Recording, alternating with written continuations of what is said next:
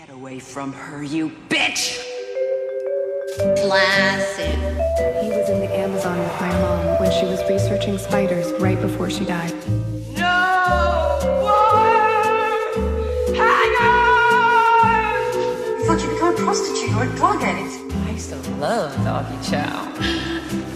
I used to love doggy chow too. I'm a glamazon who skulks around in corners with some random hot fashion guy. I'm Crystal. Do you know why I agree to work with you?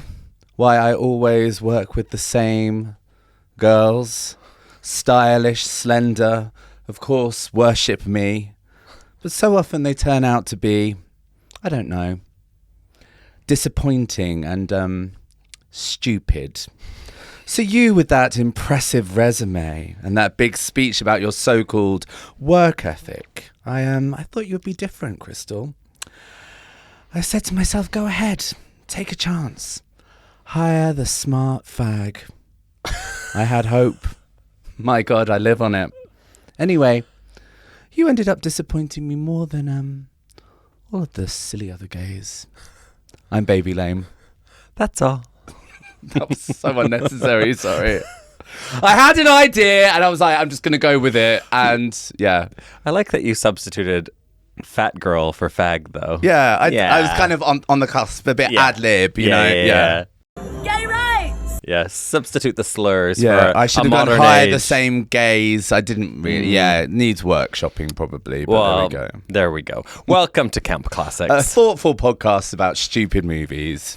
Every 2 weeks, we get together and discuss another film in the canon of someone younger and hungrier coming down the stairs after you. There's always someone younger and hungrier coming down the stairs after you. Or another scene in a hospital bed with some lesbian tension. Oh, there you go. You've been putting some work into this. I've been. I can't remember what the last one was, but it's definitely the third film. All films about Neve Campbell, starring Neve Campbell. Yes, we were nearly through those. I'm very excited to be here. You know who else is excited to be here? Neve Campbell. What a great party of 5. All right, thank you. How are you? I'm okay. Yeah, thanks for asking. I've, just been living, Yeah. trying to survive, thrive, Other than that, nothing.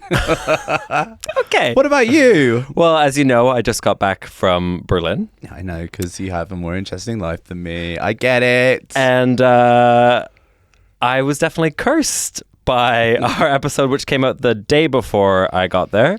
And not just you that was cursed as well. Yeah. I don't know if you remember in our 54 episode, but I said, I've only been turned away from Berghain once.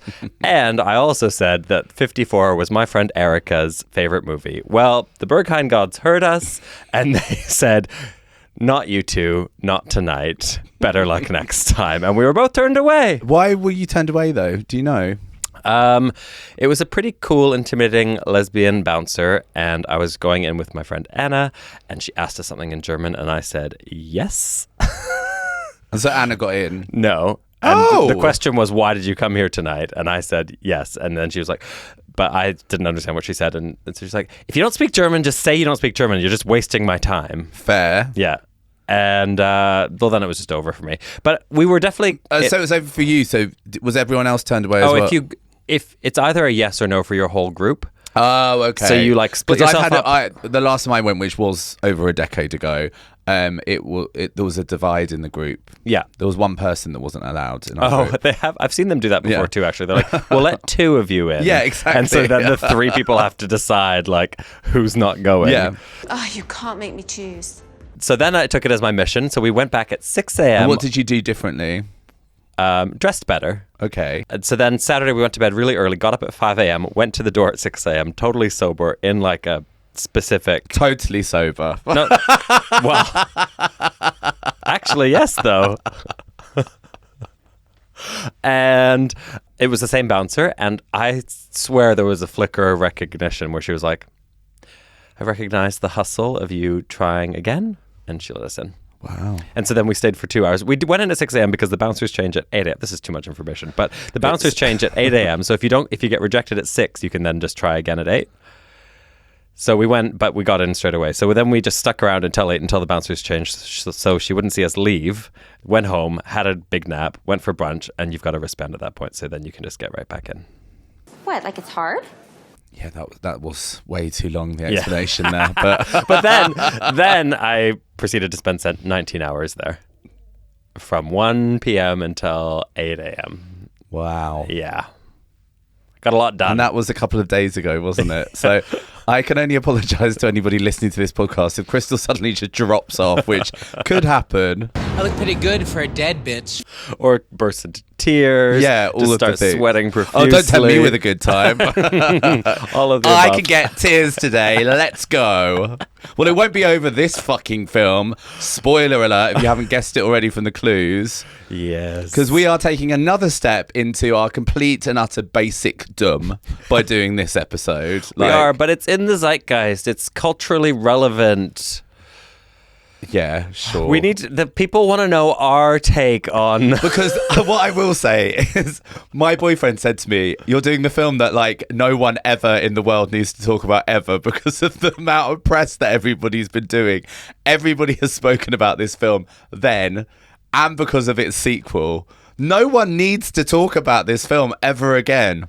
Yeah, you might be right. Hey, I'm going to save it though. I've got a hot take on one of the characters. Wow, is it that the friends aren't very nice? Groundbreaking. It's actually one particular friend beginning with a B. The boyfriend. The boyfriend, yeah. Yeah, hot take alert. I remember. He's a cunt. I remember, and we'll get to. I know we shouldn't talk about this now, but I do remember for like many years before it became like a viral thing, literally being like, "That is my take about this film," and like not really meeting people that had the same take, and I was just kind of like, "Yeah, I've like worked this I'm one not out." like other girls. I actually think the friends are kind of the bad guys. Groundbreaking. Before we get into the worst Devil Wears podcast of my life, The Devil Wears Prada, we need to welcome new Gatreon members because we have a Gatreon. yes, we do. Where you can subscribe. And they're a snappy little bunch, aren't they? They are. All right. Can I just personal shout out to Hey Eve Frankenstein? You are valid. You are valid. Your name is real. Eve came for me. So, in our last episode, I welcomed new member Eve Frankenstein, and you said, "That's not a real name." Eve Frankenstein, quick on the Patreon, said, "My name is as real as yours, baby lame." I love it. I love it, though, to Yeah. be fair. Yeah. Come on, Eve. As the more bullying you receive, I think the more we both enjoy it. Yeah, exactly. I'm very happy with that. But yeah, we do have a Gatreon. It's £4 a month. You get a bonus episode every month, and you can help us make this podcast possible. We've got new members, Joe, Josh Heller, and Marley, who, if you will recall, Marley is the person who sent the swaggy message suggesting and we were party like, girl. And we were like, he's from the Bronx. He's like, well, Brooklyn. Marley, the swag continues because Marley joined the Patreon on the free trial. Yeah.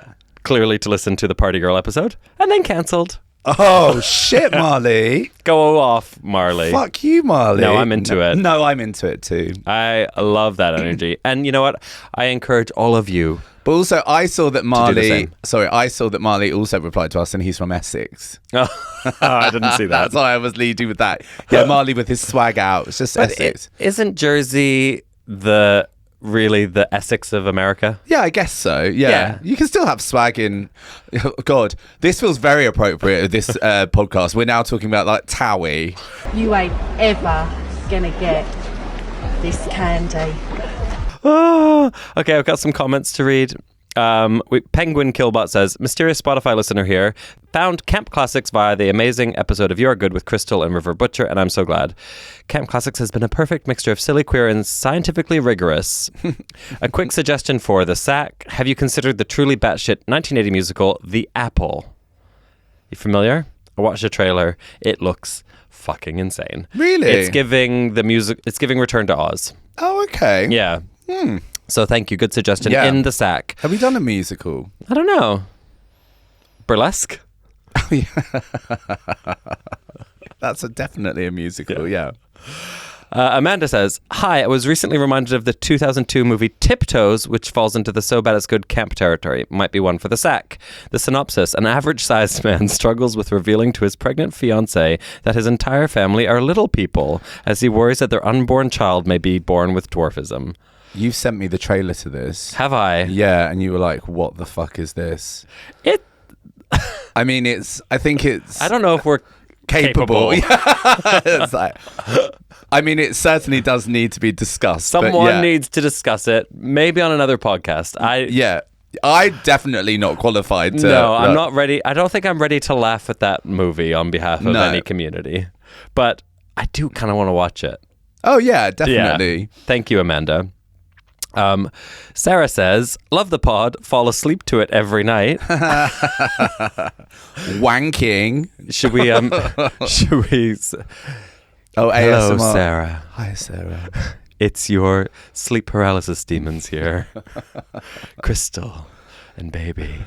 I don't like you doing that voice. The crash has begun, everybody. I can feel it. Sarah says, "I'd love to listen to your take on Bottoms, lesbian black comedy at its best."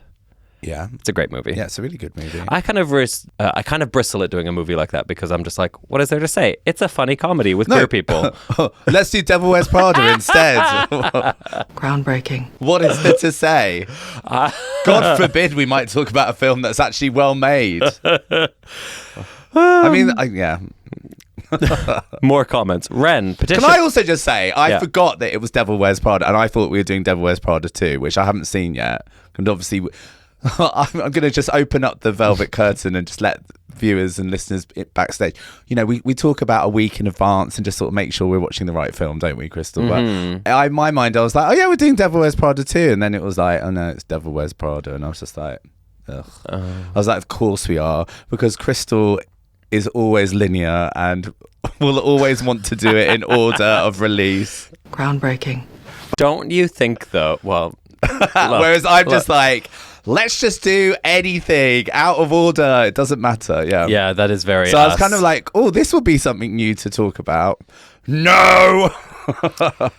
I just know that our most listened to episodes are the ones where people have seen the movie. Okay, so fine. Theoretically, this episode's going to poll really highly. It's just, we're going to have to just be creative and think of fun things to say about this movie. And I have at least 2. Groundbreaking. Ren says, petition to have Charlie on the pod for a proper Spice Girls deep dive. I would love for all of them to come on, but Charlie should definitely come on. Yeah, when the day finally comes that we finally do Spice World. I might need a break from big budget cash grabs after this movie, though. yeah. I'm craving like a Notes on the Scandal coming up. So I need something. Yeah, we need to go to a different genre. Last comment, Penners says, "Some Like It Hot would be a fascinating talk," because someone else suggested that on our last episode. "It walks the pre and pro code tightrope. Poor Meryl'd was at her best and worst." And I've never seen it, so... You'd never seen Some Like It Hot? No. That's so wild to me. Oh, that's really crazy. I mean, I'm not... Who suggested that? Penners just now. Penners. Well, I don't want to like come for you, Penners, but it is giving a bit like sixth form college media studies essay. Just saying, okay. No, Meryl'd. But listen, I'd be up for it. But like, poor Meryl'd was at her best and worst. I mean, know, that's but you know, I don't know, doing like a queer takedown of Some Like It Hot is just a bit like, okay. It's very like doing Devil Wears Prada as an episode. But well, I'm open to it, and I haven't watched it for a very long time. And if Crystal hasn't seen it, probably lots of very new, interesting insight about that movie. That's me, full of fresh takes on really famous movies. I need to start rebranding because I'm becoming the villain at this podcast. Becoming?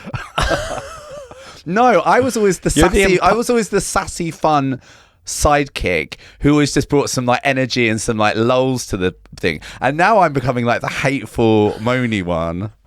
I think between us, like, you combine us and you probably do get a bit of Miranda Priestley because you're the cunt and I'm the soft-spoken one.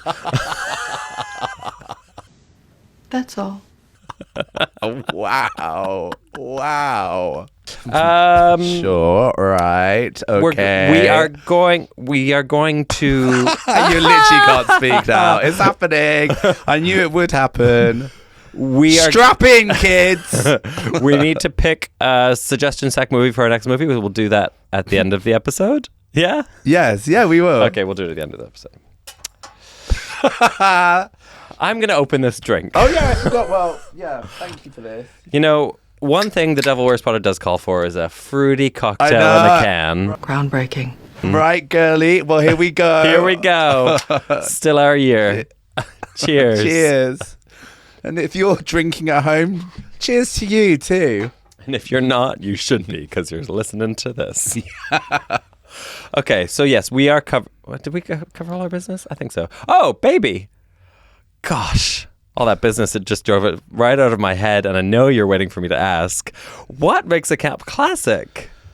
Please bore someone else with your questions. Oh, I hate myself so much. Do it again. I've got another one as well. Baby, what makes a camp classic? Shan't. Which we like. No, shan't. Listen, if we're gonna do this film, the only thing good is some of the quotes. So, okay, what is a camp classic? Well, thank you for asking, Crystal. A camp classic is something that should unlock queer joy. In the words, I didn't. I thought I could do it. I can't. I need to read it. It's trained actor, everyone. I'm going to just do it like Emily. Yeah. Well, it's something that unlocks queer joy. I want to get wetty, apparently. It's stupid like you. It needs to have an ongoing legacy and inform queer pop culture, unlike your career. And it needs to be anti-mainstream, underdog flop vibes that's been reclaimed by the F-slurs. Emily would definitely say I was quite good at that. Was good. I was like, ooh. That was good. Yeah. Something. The trained actor's back in the room again. And today we're covering... Can I just say, I really like how I use any opportunity to do monologues on this podcast. It's like, no one wants it. It's fine. I can always trim them. Yeah, you never do. Maybe I'll start putting them at like 1.5 speed. Okay, yeah, just like... Yeah, maybe just do that with everything I say. We're covering The Devil Wears Prada.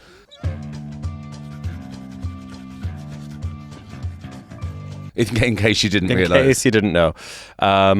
It's kind of silly to tell anyone anything about this movie because we all know, but obviously it was a 2006 comedy film starring Anne Hathaway, Meryl Streep, Emily Blunt, and Stanley Tucci, directed by David Frankel.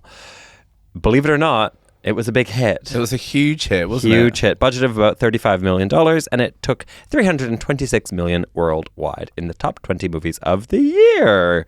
Not only was it huge commercial hit, though, it was also a critical success. Yeah, didn't bloody Meryl get an Oscar nomination for this? Meryl Streep received an Oscar nomination for this movie, probably her 17th. Yeah. It has 75% on Rotten Tomatoes.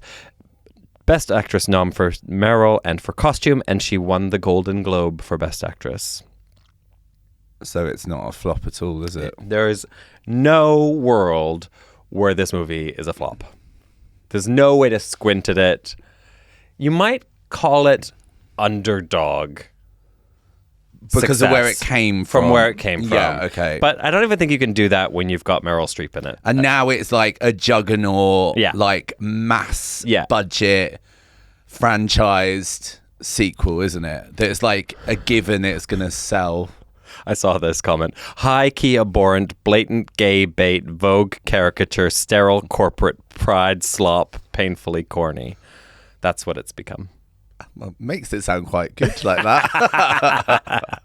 Maybe. That's my predictions for the sequel. Yeah. And obviously there's a sequel which is out now, and it's also been a huge hit. It's already almost made as much money as the first one had. Oh, shit, there you go. Yeah. So there will be a third then. There will be a third. Yeah.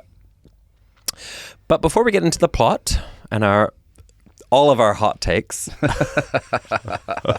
thought we'd start with a quiz. Oh, great. It gets better and better and better. We're playing Porn or Norm, Devil Wears Prada edition. Oh, wonderful. Okay. Porn or Norm, The Devil Wears Nada.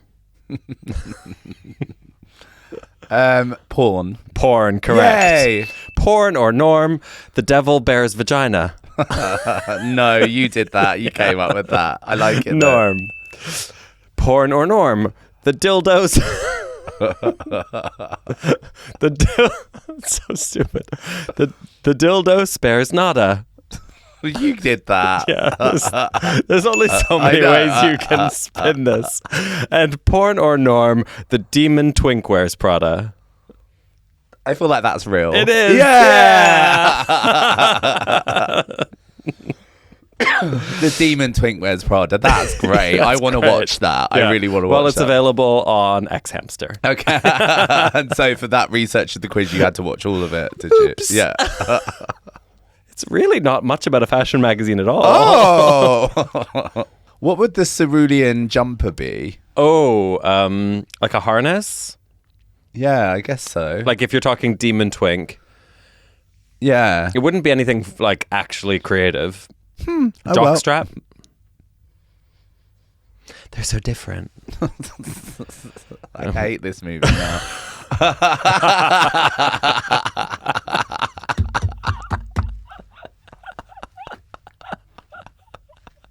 Oh dear. Oh dear. Okay, let's get into the plot. Yeah. It's an opening montage. I know. What's your history with the movie, though? Oh, yeah, history with this movie. I don't know. I saw it when it came out. I've probably watched it like 5 times since. Did you like love it? Yeah, I think I loved it when it came out. Yeah. Yeah. Yeah, I think I loved it as well. Of course, everyone loved it. I had it on DVD. Yeah. I've seen it. I think I've seen it like about legit probably minimum 20 times. Oh, wow. Okay. I'm not that many, but I'm still not good at quoting it and stuff, but like I definitely it's always on TV as well, isn't it? Yeah. Everyone who's a millennial has a fond feeling for this movie, I feel. So there you go. Yes. Okay, so it's the opening montage. We meet Andy. And I'll tell you what, Camp Clue is not Suddenly I See by KT Tunstall in any world.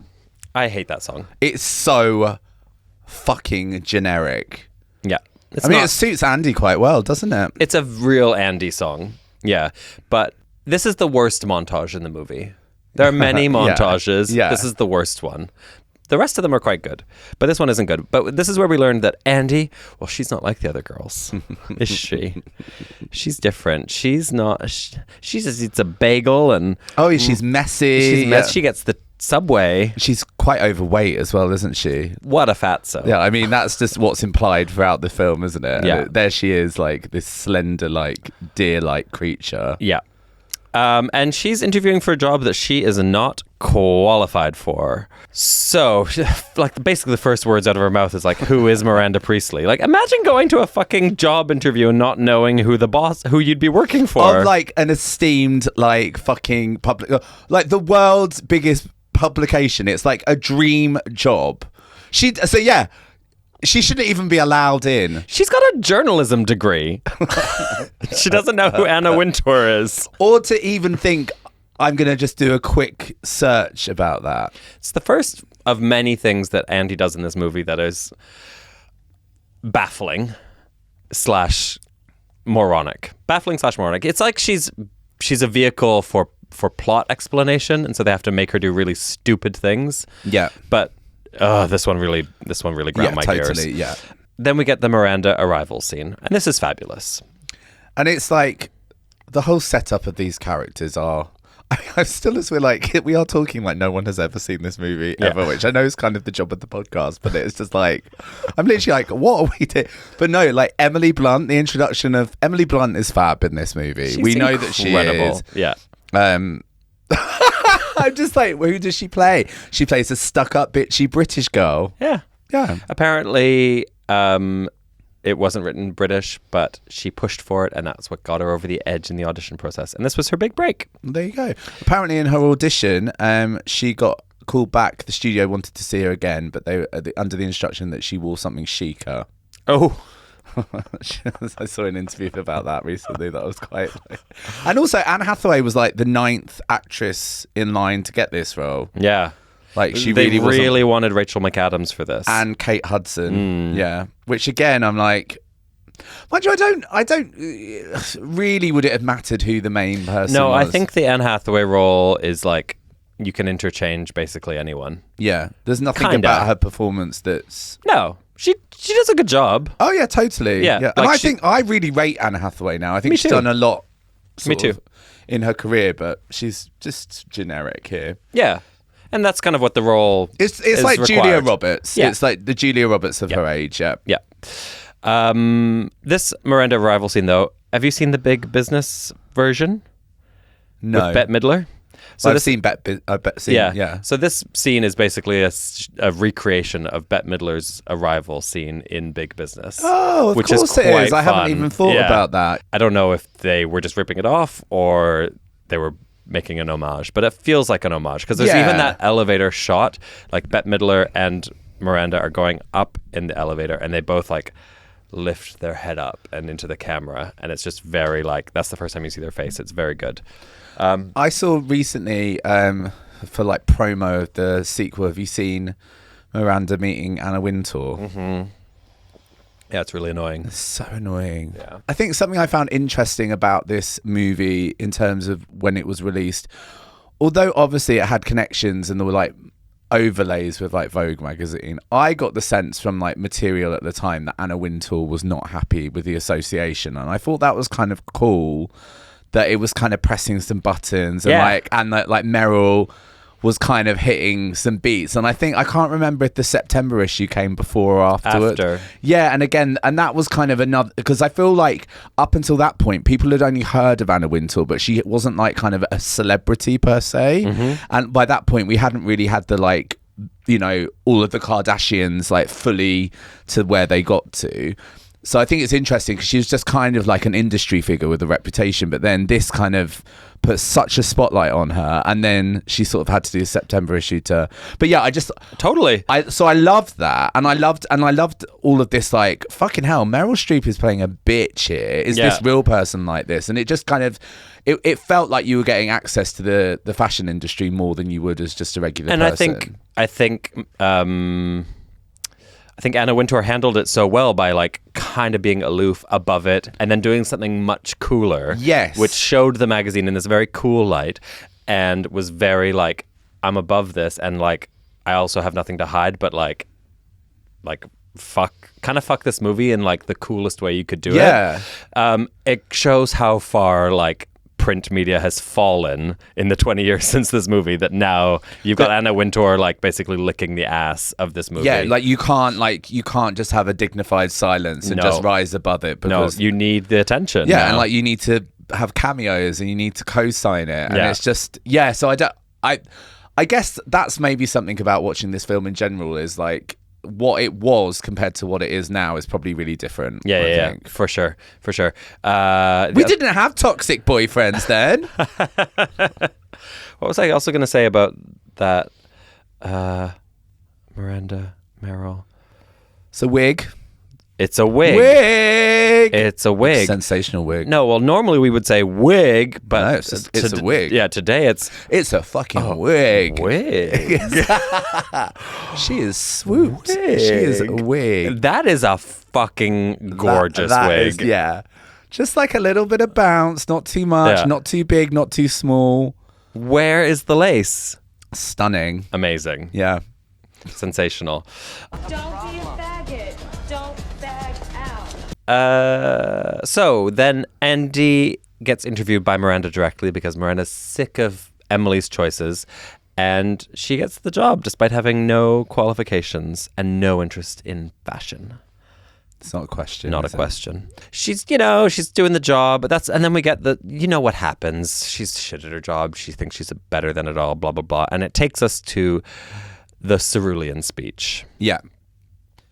Which has been spoken about a million fucking times, but I still think it is a really great bit of writing. It's great.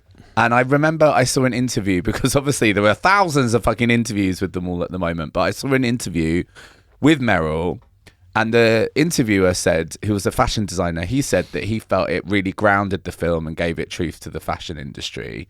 And apparently she requested to have something written in the script, didn't she? That just kind of, because it just does, because so much of the film sort of jokes about the fashion industry as well, but it's a huge industry, and it's like people work really hard in it. There's art involved, and I think it just... Yeah, this movie, I think it's got an interesting... It's trying to thread a line between like, this is art and this is business, and I'm not sure it's always entirely clear what it thinks about all of that, but like, that was definitely one of the things when I used to work in fashion that I really chafed against, which was the like, selling things to people, to rich people that they don't need. Right. Yeah. And it's like, and so kind of that whole speech is about that. It's like, well, you've important just people have chosen it for you. Yeah. Like, but also like, none of that matters. Like, nothing in that speech is like, doing anything good for the world, particularly. It's just like explaining how big the business is. Yeah. But then there's the other side where like Stanley Tucci later in the movie talks about like how it's art and you put it on your body and you express yourself and it's really powerful in that way. And I think the movie doesn't always like hit that button quite hard enough, because that's what I love about fashion. Yeah. It's the self-expression. But then at the same time, it does, I get what you're saying about the business, but it does sort of remind people about all of the jobs. For sure. The industry. It's an important thing. Yeah. And you can't like be like, it doesn't matter, because it is. Yeah. And that's what's good about that speech. But it's very cunty, and and then I think from this point we are understanding how Meryl Streep is playing this role. Yes. And that's why she got nominated for an Oscar, and that's why she won a Golden Globe, because her choices alone are like insanely... to kind of just go against character, or just go against the trope of what you'd expect. And you reference that they pulled on Bette Midler in Big Business, and she plays shrieking, bitchy boss. That's how she does it. Whereas Meryl just and even watching Anna Wintour, like, you can tell it's based on Anna Wintour, but Meryl brings this like this breathiness in her, like the way she based it on Clint Eastwood. Oh, really? Who, when he directed her, he would never raise his voice. And yet everyone would be like terrified of him and would do whatever he said.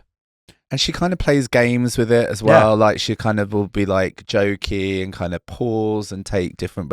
I mean, from that perspective, I always find whenever she's on screen, it's like hugely enjoyable to me. Yeah. It's a really like rich role, isn't it? The other thing she said was that she took some of the humor of the character from Mike Nichols, who was the director of her in Postcards from the Edge and Silkwood.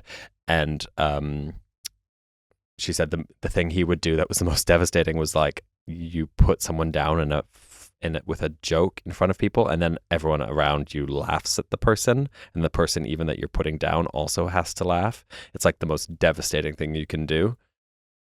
That's savage. But also you kind of have even that kind of insight into kind of how people tick. Yeah. That kind of shows a lot about Meryl, because something I've noticed from like a lot of the press they've done this go round, they all seem a lot blunter about everything. Like, they were talking about like showbiz parties and everyone shouting, and like Meryl's just like, oh, it's a load of bullshit, I don't want to go to those things. But then she was also saying about how she was having personal problems when they were filming this film, and she kind of didn't really want to like hang out with the younger actors. And part of that was to kind of keep the sort of the characterizations as well. But she kind of also was just like, they were new kids and she just found it annoying, and she didn't kind of want to. And I love that, because it wasn't like, it's all these like happy, oh, I welcomed Anne in, and she's this, it was just like, oh, these fucking kids I don't want to do this, I've got my own shit going on. She doubled her fee for this film. She didn't want to do it, did she? And then she was like, I'll only do it if I get double, and they paid up. So obviously she was just quite aware of business with it as well. And she even said as well that she would hear them in the hair and makeup trailer, like laughing and yakking, having a good time with everyone, and she literally would just be in her trailer like, oh, for fuck's sake. And I'm just like, I feel like you don't get that side of Meryl. No. And I'm just like, wow. It's also funny because like the stories have definitely changed since the first press cycle, where she was like, I was method, I couldn't be around them because I was trying to like preserve the character. And now 20 years later, she's admitting, she's like, no, I just found them really annoying. Yeah, and I didn't want to be around them. And she was probably saying that at the time. And I think it's just great that she's just revealing kind of a darker side to her whole... that's so good. So good. But yeah, the Cerulean speech is iconic, and it's a camp clue, because obviously there have been so many drag numbers inspired by this scene, by this character. The best one's probably Brooklyn Heights, isn't Brooklyn it? does amazing. We also get the bag and coat montage now. That's my favorite montage in the movie. I fucking love it. Where's that piece of paper I had in my hand yesterday? It's so good. And just the foley of the sound of the coats and bags hitting that table, it does something to my brain. I fucking love it. Where's that piece of paper I had in my hand yesterday morning?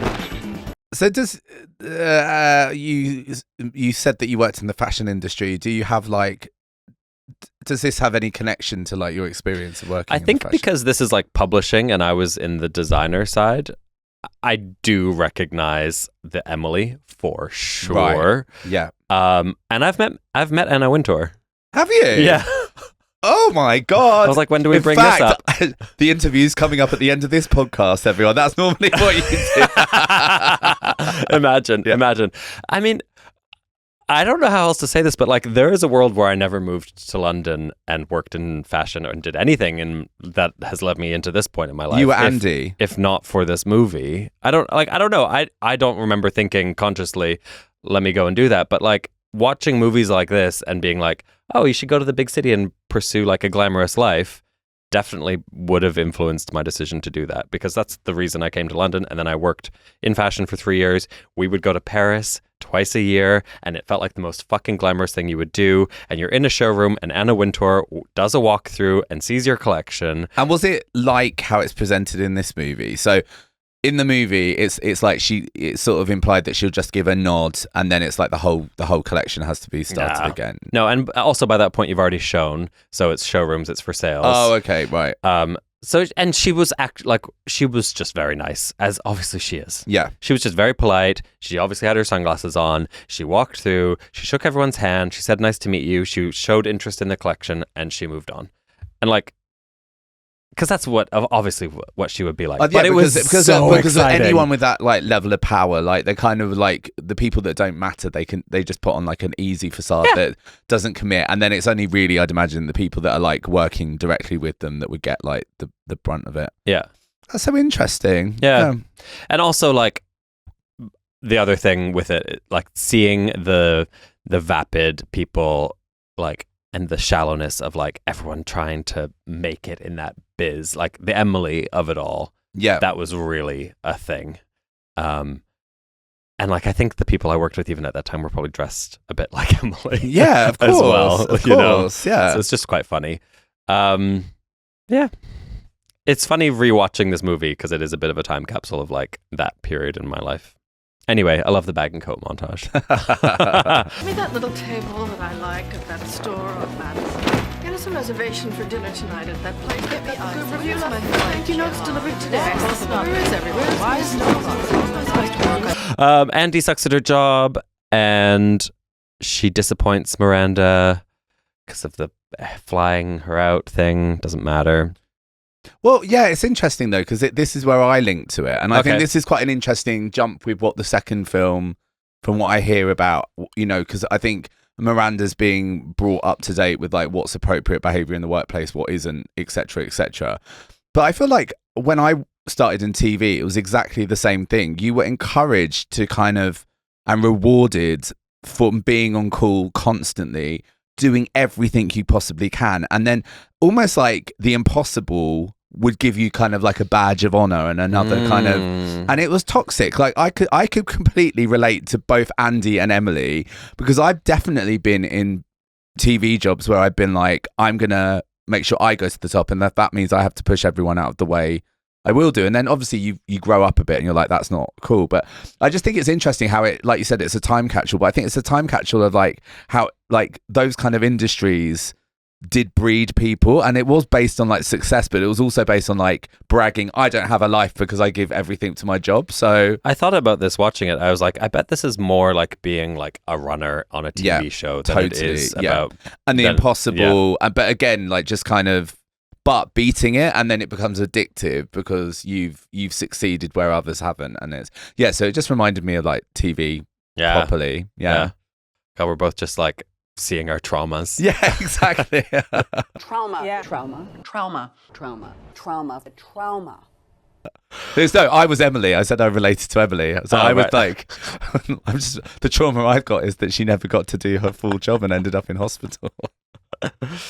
But I will say what we've seen so far is like we have got like impeccable casting.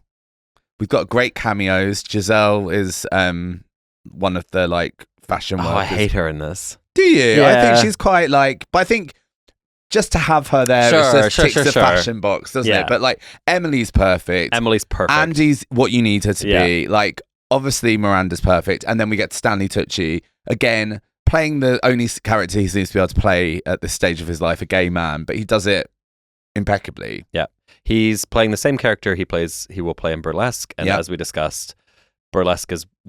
Once he gets sick of Miranda's shit, he starts working with Cher in a nightclub in LA. Yeah, totally. Now, and then he's had an argument with Cher. Yeah, now he's back. But yeah, Andy sucks at her job and she's not getting the respect she thinks she deserves. So she goes to Stanley Tucci and he gives her a kind of weird pep talk that is basically the Kim Kardashian "no one wants to work anymore" speech. Yeah. Get your ass up and work. It's very like anti-millennial coded. Oh, millennials, you just want a trophy for everything, and you're lazy, and you want a badge. I don't know. I'm not that into that message of the movie, but he does have a point. Like if she's gonna take the job and gonna try and do it, like either do it or don't. Like quit or commit. Yeah. I mean, I do think there are like decent people that are talented and worked hard that probably deserve the job more than her. Yeah. I don't think you have to be a fucking cunt to work in this fashion world in this movie. And she is really ungrateful. Yeah. And takes it hugely for granted. Yes. So it is a bit, I do understand why lots of people hate her in this film. Totally. It's a bit of both. I think everybody's kind of wrong. Yeah, totally. but it is just like, because he's drunk the Kool-Aid so hard that he's like, well, she's not going to change, so like, put up with it or get out. And that's not okay. I feel like my old TV self is coming back in because I'm just like, well, that's the business. You just have to like, right. I can't view it critically. I'm like, wow. Yeah. No, I think it's fair enough. And like, he also does have a point. But anyway, now she gets good at her job because she gets a makeover. And loses weight. Yeah. Well, she stops eating carbs as well. Carbs, doesn't she? Yes, she stops eating, grilled cheese. So we get a makeover montage. That's the Chanel boots. Another iconic moment. And then the Vogue montage. Yeah, and I mean, she looks fine, doesn't she? I like that she doesn't look fashionable. She looks stylish. Yeah, okay. Like, she looks clean, put together. She looks rich, basically, but she doesn't look. We're just celebrating that, like, because it makes sense for the character. Yeah. Do you know what I mean? Like the people I worked with in fashion, especially the people who worked in like designer studios, they were the grungiest, scabby punks, and like it was really cool. They were queer as fuck, and like they were pushing fashion forward with like insane style. But you could imagine also for Andy, working in publishing, like that is probably what she would end up looking like. Totally. Yeah. Yeah, she looks just like chic, expensive. I mean, I'm trying to go back to it, and not in the sense of I've seen it 1,000 times. We talked about it. Is the montage like an enjoyable camp montage? I think the first time I saw it. Yeah, because it kind of endlessly glides in and out of shots, doesn't it? And then it's well filmed. And then it finishes with Emily being like, "Are those the?" Yeah. Yeah. We're not even speaking. I'm sorry. We're literally just saying lines and then not finishing because we know what But I think you all know what the rest of the line is. Are you wearing the... Don't even need to say it. Reductive. Anyway, yeah. She gets bangs. She gets Chanel. Well, you said she got banged. I was like, oh. That too. She gets banged in the Chanel boots. You know she kept those boots on. Oh. They're so high. Like thigh high. Very good. Then it's the friends' dinner scene. Now, guys listening at home, I don't know if anyone has ever said this before, but her friends are kind of shitty. I don't know if you've ever noticed. I thought you were being genuine there because they are just obviously cunts, aren't they? Yeah, she gives them some nice gifts and then they play hot potato with her phone. It's really annoying. But they also, they are just like the most generic. We have a woman of color who's a bit sassy. Yeah. And we have the only woman of color in this movie. Yeah. The only person of color in New York City, apparently. Yeah. Which is fucking wild. And then like fucking a low rent version of what's his name from Mean Girls. Yeah. Is he supposed to be gay coded? Yes. I don't think he is. It's not explicit. And they give him they kind of give him shit in the way that it's like, you're a straight man, you shouldn't know about this stuff. No, he is gay. I don't think he is gay. No, because there's a bit where it's like, oh my God, she's so fierce or something. Like, yeah, but every time he says something like, and you're that designer, they all go, how do you know about this? And it's almost played for laughs that a straight man, it's like I think it's giving metrosexual. No. I think they chickened out of putting a second gay man in this movie. Well, there's no like explicit mention of him being gay. I think you're lying.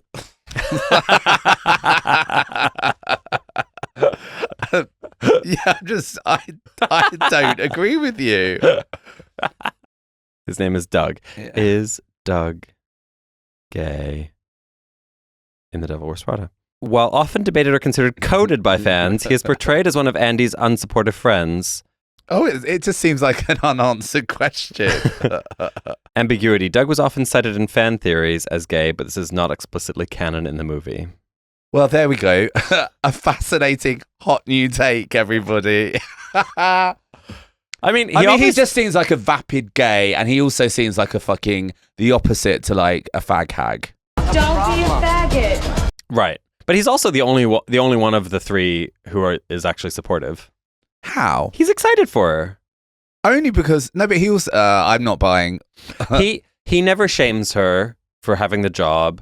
He's excited for her when she gets to go to Paris because he's gay. Yeah, but that's why he's gay, because he's excited. No, I agree with you. I look, the character is definitely gay coded, and it's weird that they didn't just make it explicit. I think the movie is trying to say that he's a metrosexual man, and that's why Lily, the black friend, is always like, why do you know about that? But anyway, that point aside, he's the only one who's like happy for her, basically. Because Lily's like, you've changed. Yeah, he's just a weak gay. He's just beggy gay. Sure. Well, I'm glad that we talked about this minor character that actually means nothing to the plot. Yeah. That's what I will say about this film. That is like there is a lot of like faffy, unnecessary stuff. Like the best stuff for me is when they are like in the meat of it and she's navigating the industry. Yes. And so all of this like sub-storyline of relationships and friendships are bullshit in my mind. Speaking of, we then meet Christian because Thompson. Also as well, this is like something. If you did have friends that really fucking cared about you, oh my God, it's just repeating the same hot take. There would be like a much more like layered dialogue about like, we're losing you, etc. They wouldn't be as like fucking materialistic as they are. Yeah. I mean, the friends could have a point. Let's get into that. Should we get into it later? No. Okay. The friends could have a point if she actually like if we saw the character change and she became a cow, and the Mean Girlsification of it all happened, for example. Yes, where you see Lindsay Lohan go from being a good friend to a bad friend, but all we see is Andy trying really hard, and I'm just laughing because we're literally debating the thing that is like we were like eye rolling. No, but the point. Like the thing is, you can say to someone, "I think this job is bad for you, and it's ruining your life." Totally, yeah, and it's fair enough to do that. It's just, it's not okay to be like, you've changed and I don't like your new interests and they threaten me, so fuck you, which is what they do. There we go. We're talking about this. Oh. Speaking of things the movie didn't need, we then meet Christian Thompson. Oh. This man. Did they deliberately hire someone unattractive to play this role? It's so confusing to me. He's looks like meatheady, isn't he? He looks like if the Pillsbury Doughboy studied the Game. Is it called The Game? That book where like you neg women into getting them to sleep with you? Yeah, it's on my top 5 like the pickup artist's manual. Okay, you know? I don't know that, but sure, yeah. It's giving I that. get the Pillsbury reference. Hate him. Movie doesn't need him. Then it's... But I mean, that is an elaborate fucking side story. Just trim that out, couldn't you? Yeah. But Andy has been impressing at work, and she gets entrusted to take the book home. And she's like, what's the book? Again, the woman has a journalism degree. But that's fine. One of the many other dumb things she does, she goes to Miranda's house. The twins are there. They're like, bring the book upstairs. And Andy is a fucking dummy. So she does it. And she sees Miranda having a fight with her husband. And you know what happens. But again, like, props where props are needed. Like the fear that Meryl Streep can generate just by that look. It is like so wild what she can do with one stare. You feel it in your core. It's so again, I feel like I've been in that position in like my younger career of like fucking what I thought was the biggest fuck up in the world, and you obviously look back and you're like, oh, get a grip to whoever. But like situations like that are real in these ridiculous like media industries. Yeah. And so I particularly love how like chilling that is. Totally. I mean, she's very good at acting. Meryl Streep. Thank you for that insightful comment. Don't know if anyone's ever said that on a podcast. Around Meryl Streep. Don't know if anyone has ever said that on a podcast before, but Meryl Streep, quite a good actress. I feel like we're yardering. Do we just need to yarder through this plot? So then there's the Harry Potter stuff. Who cares? The gala benefit. I want to mention the gala benefit because that's where we meet my MVP of the movie, Jacqueline. Oh, yes. Okay. Yeah. I love Jacqueline Follet. I love her. She's so hot topic.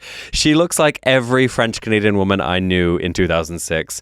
That was like this funky Pat Benatar style, choppy little bob with like, I'm surprised she doesn't have like a pink like highlight fringe and then a really funky pair of like green neon glasses. And like a kind of patchwork, or like a pleather with a pleather kind of like what do they call, like legging patchwork, something on top, and then pleather, and maybe like a ruffle somewhere, like a ruffle sleeve, or like a really big oversized like flower on the shoulder.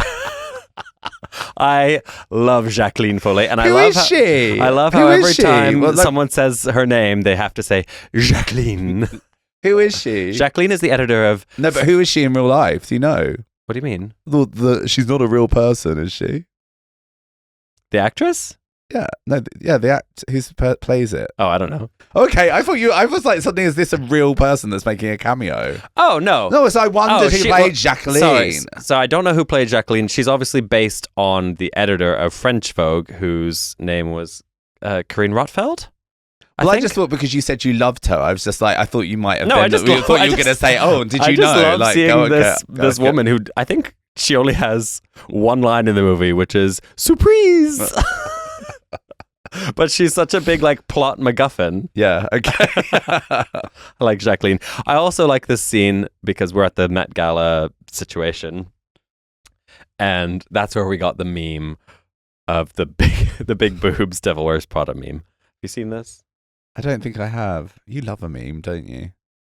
You've never seen this image? Oh, yeah. It's so good. Now, that is what I want from the sequel, but they won't dare. Give her a massive tit job. Just to all three of them. Huge knockers. That image is so seared into my brain that when I saw that shot in the regular movie, I was like, what's wrong with her boobs? Anyway, she has to do the gala. She misses Nate's birthday. He's shitty about it. And then Andy replaces Emily on the Paris trip. What you might call Emily not in Paris. Oh, God. Emily's hit by a car, and we get the hospital scene, which, I'm sorry, I see the Showgirls parallels. Darling, I needed a break. Yeah. All it needed was Emily ending the scene with, aren't you going to come here and give me a big kiss? I mean, that would really help it. Yeah. It would. Well, no, again, it wouldn't help it. It's absolutely fine. It's funny. Her in hospital's funny. Yeah. Like, it doesn't need that embellishment, but I think it's just because it is so fucking tired that. Then she has a fight with her friend Lily, who sees Christian kiss her on the cheek, and then she has a big fight with Nate.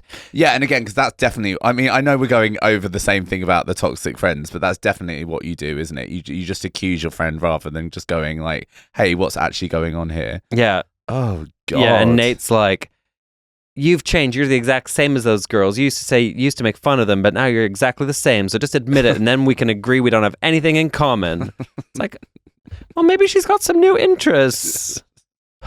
God. I think we all know that he's the villain, though, don't we? So much so, I love that the actor has been the one that's had to like pay the costs, because he's like, he didn't even get asked to be part of it, and he's like, when I read it, I didn't think it was that problematic, and it's like, yeah, everyone hates you now. Groundbreaking.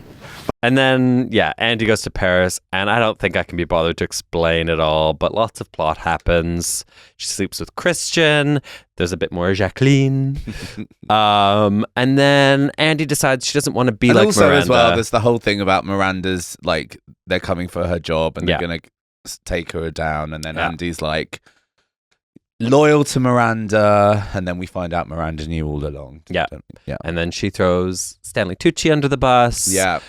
And he takes it with grace because he's so torn by the industry. Yeah, exactly. And then Miranda's like, I never thought I'd say this, but I see a lot of myself in you. You can see beyond what people want and need, and you can choose for yourself. That's quite good, actually. And Andy's like, I don't think I'm like that. And then what does Miranda say? Andy's like, what if I don't want what you have? Yeah. Don't be ridiculous, Andrea. Everyone wants this. Everyone wants to be us. It's great. Well done. And then Andy throws her phone in the fountain. She quits. What I will say is quite camp as well, that whole scene when Miranda leaves the car, because it's all green screen, because they couldn't afford to bring Meryl'd to Paris. They couldn't afford to bring Meryl'd to Paris. That's quite funny. Yeah. Or they just filmed it in New York. No, they did film in Paris, Yeah. but they literally had no money, and so I think they had to do everything in 2 days. Yeah, but I just assumed like whenever they were filming with Meryl, it was just still in New York and they were pretending it was Paris. Oh yeah, no, that's what I mean. Right. But they just they couldn't fly her over. Yeah. But that I like that too, because it looks really shit when they're driving in that car. They're like, the Paris going past the windows. It's just like, okay, sure. It's like the pop videos of the time. Yeah. It's very like Girls Aloud, something kind of a Yes, exactly. I do think throwing your phone in a fountain is kind of ridiculous. It's so cliche that I think it's kind of camp. Have you ever done anything like that? No. Are you that person? No. I was about to say, I hope you're not. No, I'm not that main character energy. No. I know you think I am, but I'm yeah. No, I don't think you are now. I just think you probably could have been that person. You definitely have been in a version of this film. Yeah. So Andy goes back to New York. She gets a job at a real magazine, real journalists, and she kind of sort of makes up with Nate. Probably not going to stay together. And then she walks past runway and she sees Miranda, and Miranda doesn't smile at her, but then smiles to herself. The end. But it's not the end, because it's back, and Miranda has dementia now, apparently. Oh, really? No, she doesn't. Oh, God. No, it's just in the trailer she can't remember Andy. Yeah. But actually, that makes sense. That makes sense to me. Yeah. Because it's like, why would you remember like some fucking loser that you worked with for a few months 20 years ago? Yeah, like how long was she there? 6 months? Yeah, and it's like, I made a big impact on your life. Yeah. Of course I did. Yeah, because I'm absolutely. Miranda Priestley. Groundbreaking. Well, there we go. Well, that was kind of probably the worst breakdown we've ever done on this podcast. Ever. It's got to be the most known plot of any movie we've covered. Yes. I assume. I assume if you listen to this podcast, you've seen this movie 10 times. Yeah. Right? Yeah. So why are we doing it again? Well, to give our fresh and hilarious perspectives. Okay, so what is camp about this movie to you? I mean... And like now, what generates that for you? Okay.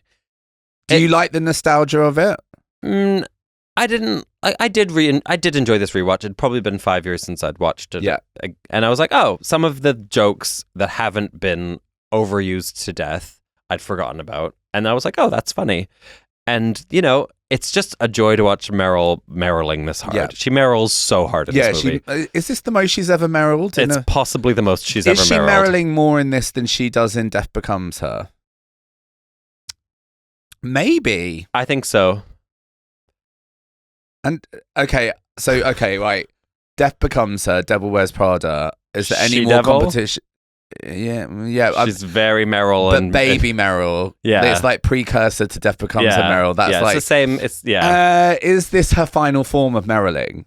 Is it? Is there a scale of Meryl'ing that we're seeing, or would you put Meryl'ing of Death Becomes Her as equal to Miranda Meryl'ing? Well, it goes downhill after this, doesn't it? Because Mamma Mia is a real dip in Meryl. No, I mean I've never actually seen it all the way through. Yeah, the Meryl is not Meryl'ing. But yeah, she's Meryl'ing.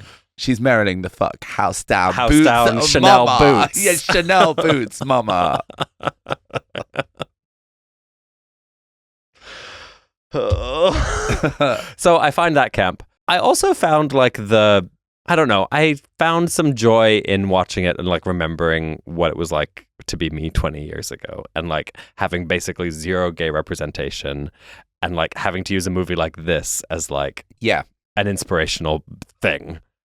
I don't know. It was kind of sweet to me in that regard. It's also like kind of bittersweet because you're like, God, that's fucking pathetic. But I know it's the whole film is really that like, you know, and it reminds me as well. It's so interesting what you're saying about like not having any like gay representation and like clinging on to these kind of things because it reminds me of being like with one of my friends and we'd always get like all of the kind of lowbrow fashion magazines, not even like Vogue's, and we literally would just sit through it and we'd just be like, what do you think of her looking like this? What do you think of her? And it's also very like, what's your diet? Well, I live on a diet of Diet Coke, cigarettes, and coffee. Do you know what I mean? It's very reductive. So reductive. Yeah, and it's very like it came out at that time when you're like trying to figure out how to be gay, basically, for me. And like you're out, but like, I guess now I'm supposed to be like a bitchy queen or something. Yeah. I don't know. And like you're kind of basically modeling yourself after a Stanley Tucci, which is fucking grim. But also all of your friends are modeling you as that as well, because they're modeling themselves as either a combo of Emily. Yeah, it's literally like an update on like which Friends character are you, or no, it's worse. It's like, who are you in Sex and the City? Totally. Who are you in Sex and the City? You're Samantha now, aren't you? Yeah, yeah. You're not even Samantha. You're like like Samantha on testosterone. But yeah, it's just that kind of like slightly. What's the word where you want to be something? It's like, I don't know. Aspirational? I guess slightly fucked up. This is the aspirational of life, isn't it? Yeah, it is. We all want to wear like designer Chanel boots. We all want to. Yeah. It's pathetic. And like, it's so telling that a movie like this was all we had basically for gay representation, because like, I remember going out to a club when I was probably 20 wearing a shirt that said, "Please don't feed the models." Oh. It's so fucking embarrassing. Or like rhinestoning my own like Chanel top. It's so fucking cringe. I don't think 20-year-olds are that cringe anymore. No, they're definitely not this cringe. But like, I was in a very small town in Canada and this is what we had. And you're like trying to figure out how to be yourself. I don't know, maybe none of that is camp actually. But like, there was like something about watching it that brought back those feelings, and I was like just kind of interested to feel them again, I guess. Something I do enjoy about the film is I enjoy seeing the kind of lushness of a world. Like, it feels Hollywood to me, the representation of the fashion industry and Hollywood. Yeah. And you see, like, now, you know how like people talk about like grading in movies as well, and they've compared the new film with like the old. And again, you just kind of forget like kind of how like rich everything is. And the fashion is gorgeous. It's lovely to see it all kind of again. But the only problem is it's just made a little bit too digestible. I agree. I wish Emily had been more outrageous, avant-garde. Like apparently she's wearing like Rick Owens and like Enda Mulemeister in this movie, but you don't really see it. She looks, I don't know. She looks like she works in an office in 2006. Yeah. Like I wish she'd been a bit more edgy, basically. Because I think that is kind of what's missing from this movie, because fashion has so much of that, and all of these characters are quite safe. Yeah, true. I watched a bunch of the deleted scenes. Oh. Yeah, there's like 20 minutes of deleted scenes you can watch on YouTube. I don't know. It's kind of interesting. I don't really have anything to say about it. Well, interestingly enough, Meryl'd, now she's in her like evil bitch, say it as it is mode. Yeah. She's apparently, this new film, there's been quite a lot of her scenes that have hit the cutting room floor. Oh, really? Yeah, and she was just kind of like, well, I guess they'll put it on some DVD extra uncut thing. But I think it's something to do with test audiences. I think originally, like, she was made too likable, right, and too relatable in this film, and I think test audiences were like, "Where's the Miranda we know and love?" Which actually brings me on to something. Yeah, are we like circling back to like loving the bitch again now? Is that what people want from, the toxicity of like a horrible bully? Because a lot of people are drawn to her, and I feel like she represents a lot of things that in the past 20 years have been like, this is not cool to have this in the workplace. This is the kind of... Are we like circling around to like wanting this culture again? I don't think we want the culture, but I think we want to watch the culture because Yeah. it's fucking fun. And it's fun to watch mean mommy give you a spanking. But is that what we want in like reality TV as well, though? Do we want... Oh, yeah. Everyone's getting mean again now. So true, actually. Yeah, like you're selling Sunset. Like, you don't get those women without... Yeah. Your Mirandas. It just makes me laugh because we had this whole kind of like, obviously everyone just being kinder on social media and stuff, and it feels like everyone's getting a bit feral again and nastier again. Let it happen. So there we go. Yeah. But I will just say, like, obviously it is really well written, and for like a commercial comedy that has like a chick lit slant to it, I kind of don't really know anything in the genre that is like as well done in terms of that. Like, it's funny, the jokes are there, it's funny, and they're executed immaculately by the main cast. Yeah, Emily Blunt is such like a physical, funny comedian. She's just great. Yeah, she's so good in it, and she holds her own with Meryl. Like, that's what I think is like about this new one is it probably won't be as interesting as it seems, but like that's a juicy combo to me, is because it feels like if anybody's got it in her to go against Miranda Priestley, it is that character. That's fun. Well, do you know much about the new one? Yeah, a fair bit. Okay, I don't really know anything about it. I was gonna see if we did some predictions, but you make some predictions. I think my main prediction is that it's going to be absolutely fine. It's going to be surprisingly good in places and overall be quite average. And I would much prefer a Sex and the City 2 fucking car crash of like garish racism than whatever this. I think you're right. Like it's scored higher overall in Rotten Tomatoes, and like people are saying that it's actually in lots of ways better than the first movie, but also not as enjoyable. Literally what you're saying, because it's essentially making really clear points about the downfall of print and what that means in a world of AI taking over. But I don't think it's doing it in I think it's doing it in a really kind of smart way of just sort of hands up, what the fuck do we do? Right. And it's also leaning into the fact that a lot of these luxury brands now and luxury, things like magazines, as we see, all media budgets have just gone down so much, and it's just kind of an insight into what the industry looks like when they're still trying to kind of project glamour, which again is what you're saying about the Anna Wintour of it all. No longer can she just be this like editor of the best magazine in the world. It's like she has to now go viral on someone's TikTok or invite influencers to certain events. So I think it's just reflecting where we're at. Right. I wonder if there's anything they're going to like address. I presume they will address the fat phobia of this movie. She now has an assistant that is there to correct her on any problematic language that she makes. That's kind of funny. Yeah. Yeah.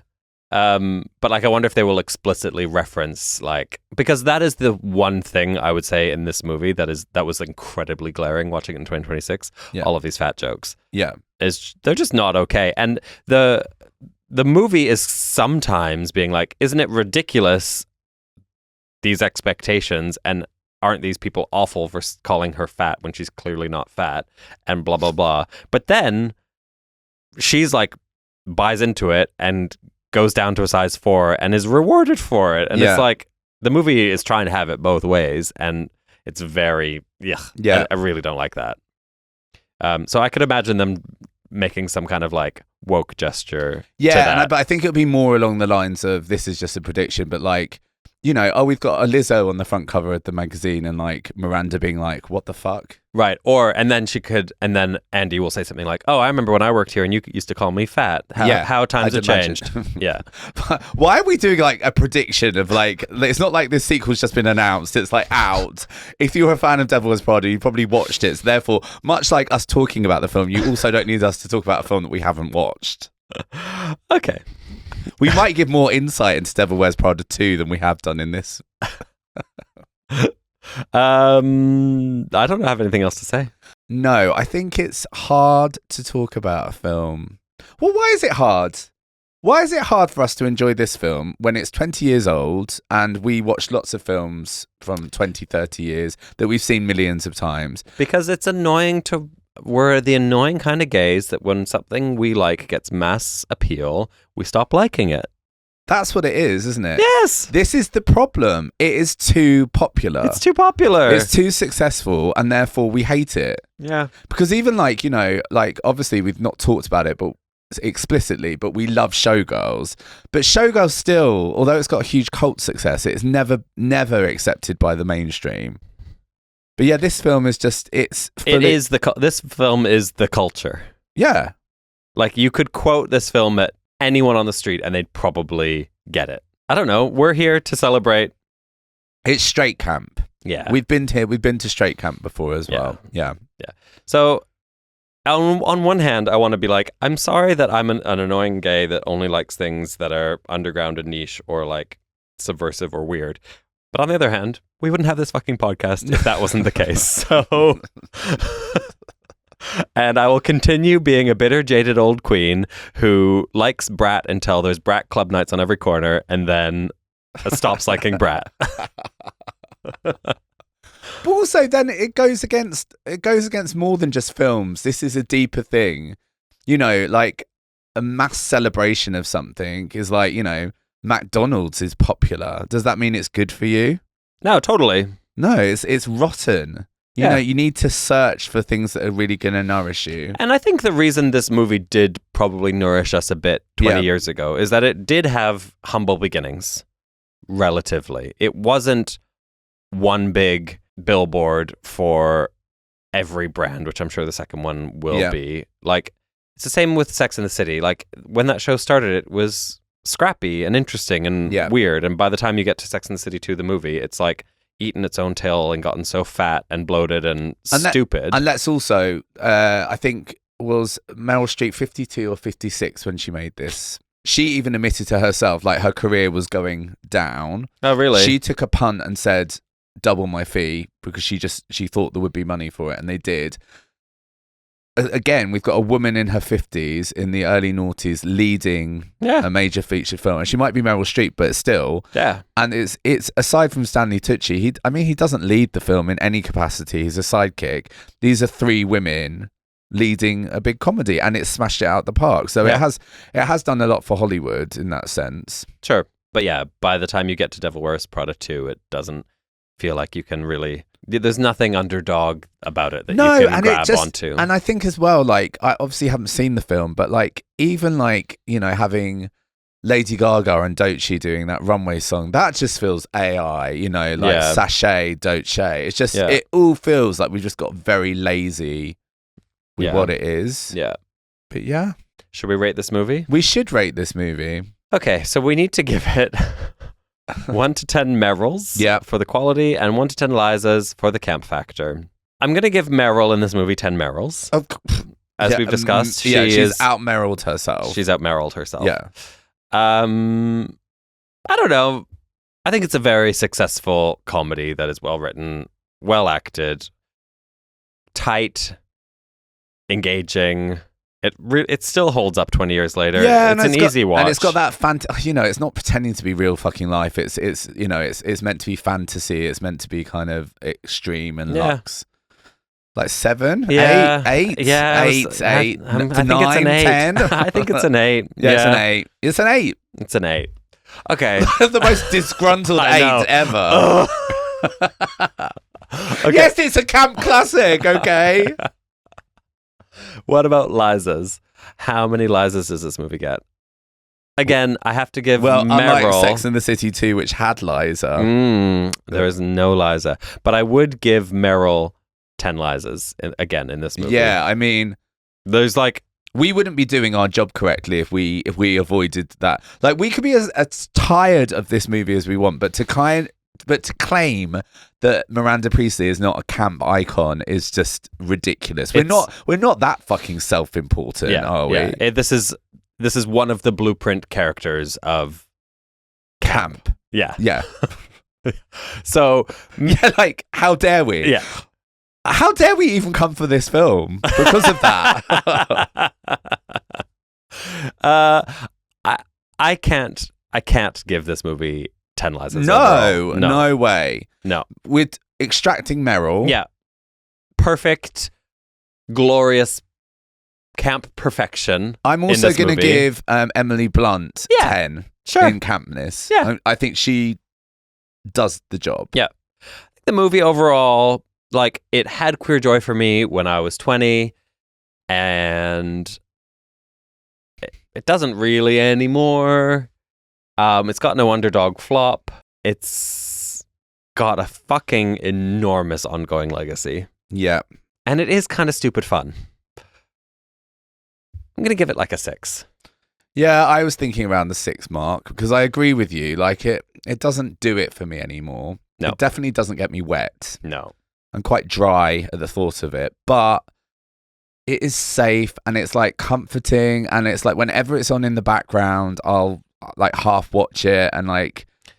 Safe and comforting is nice, but you know what it's not?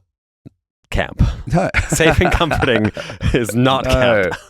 No, but because of Miranda Priestley, Sure. because of Emily Blunt, and because of like the writing, Yeah, like it's a 6 for me as well. we agree.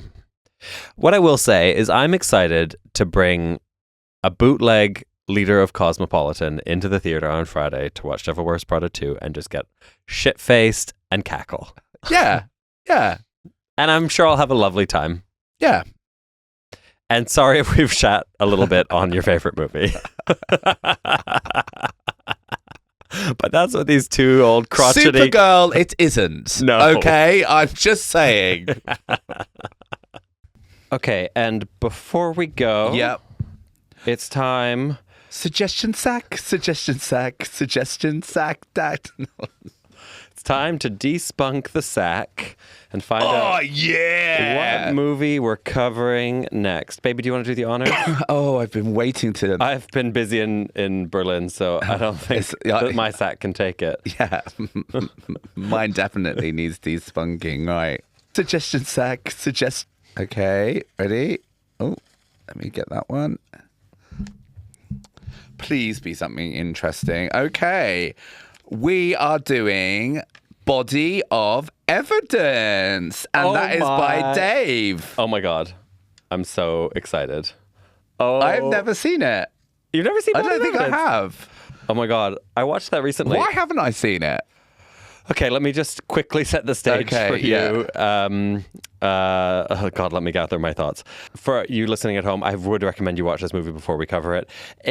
It's a really cheap Basic Instinct knockoff with Madonna doing her best, like, golden age starlet femme fatale impression, but also having the craziest sex scenes you've ever seen in your life. It is ricochets from shocking to shocking to terrible to shocking. Was that you just doing the podcast then? Is that the episode just... No, I just want you to go in. I want you to watch that going in excited for those things. Okay, yeah. All right, perfect. yeah. Well, I'm like obsessed with where Madonna's at the moment. So, Exactly. Okay, great. Yeah. And also you need to remember this movie came out in the context of the erotica album and the sex book, and everyone was basically like, I'm sick of staring at Madonna's pussy. Okay. Okay, great. Well, love it. Yeah. Okay. That's all.